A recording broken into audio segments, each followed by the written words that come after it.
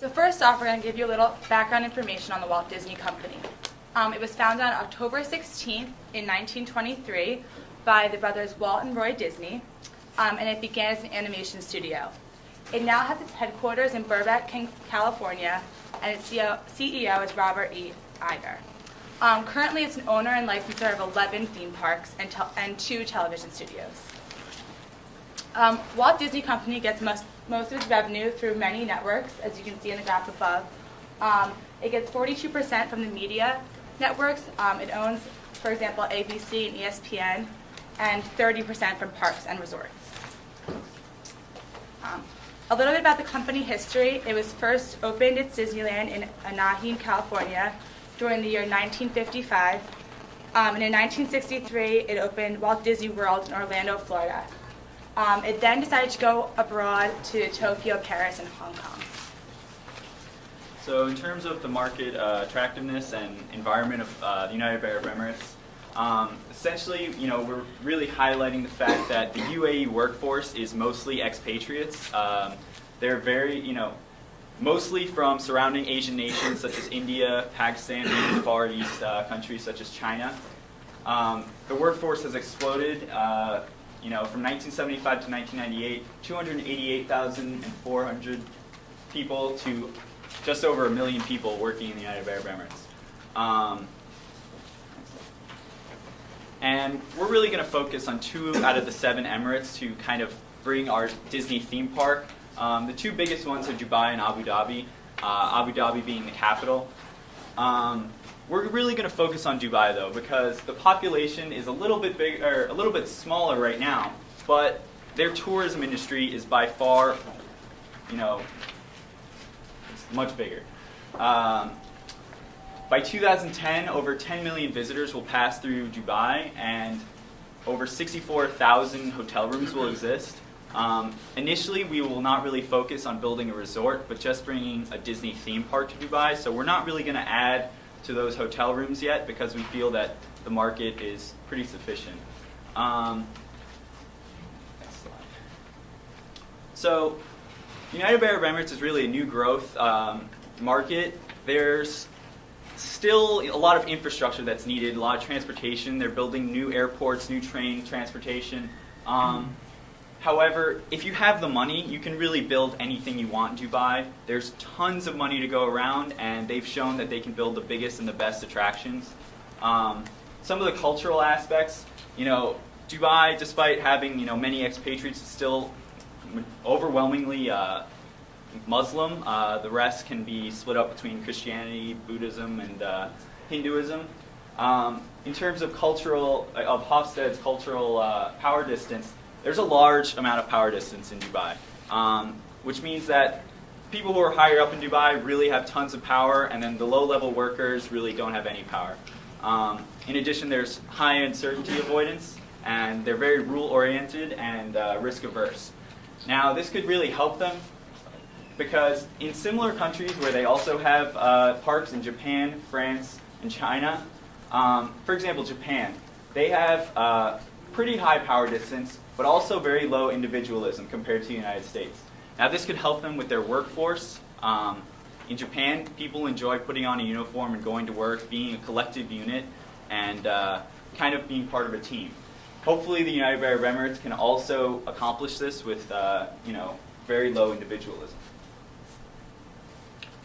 All right. Well, when moving into a new market or just trying to maintain your position that you currently are, it's important to recognize your competitors. Disney, as a media conglomerate, their largest competitors are Time Warner, News Corp, CBS Corp, and so Time Warner is holds the largest market share in the media as a media conglomerate.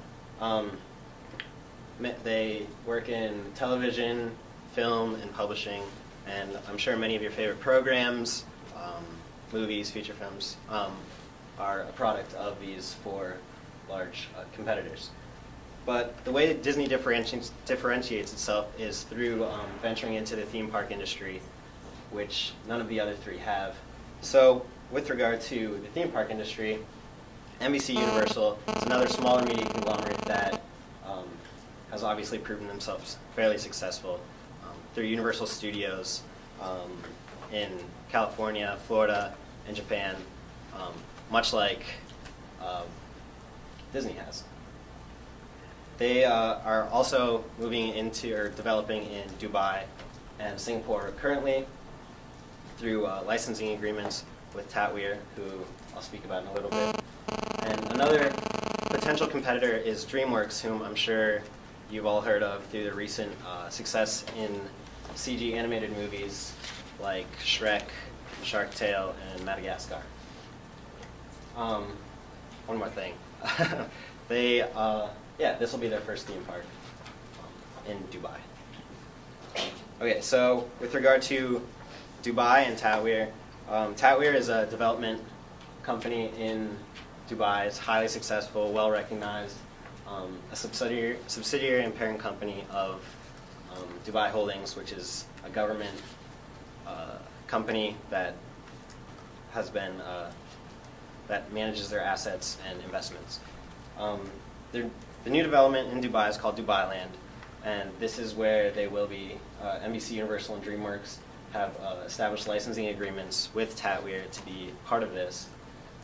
Dubai Land will be a 3 billion square foot entertainment facility with things such as dining, theme parks, restaurants, hotels, arts and culture, sports facilities, anything with entertainment, sure it'll be there. Okay, so now with regard to the SWOT analysis, Walt Disney has a lot of strengths, those being, they have an established and well-recognized entertainment company. I'm sure many of you have all experienced some sort of, or had some sort of exposure to Disney products or characters, film, TV, etc. They also have a generally standardized global product, or globally standardized product, with established characters like Mickey Mouse, Peter Pan, and Cinderella. They have a high entrance barrier into just like the theme park industry as a whole.